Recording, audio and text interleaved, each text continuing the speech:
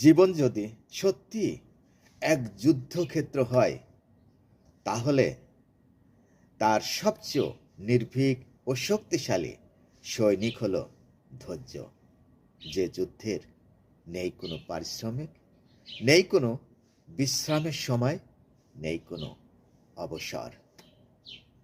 তবু নীরবে সে লড়ে যায় প্রতিটি মুহূর্তে। যে ব্যক্তি ধৈর্য ধরে আমৃত্যু টিকে থাকতে পারে, ফলাফল তাকে কখনো ঠকায় না। আর যদি সেই লড়াই হয় সত্যের পক্ষে, তাহলে একটা জিনিস নিশ্চিতভাবে মেলে, তা হলো অটল মানসিক শান্তি। ভিডিওটা যদি ভালো লেগে থাকে, লাইক, কমেন্ট, শেয়ার দিয়ে আপনার বন্ধুদের দেখার সুযোগ করে দেবেন। ভালো থাকবেন।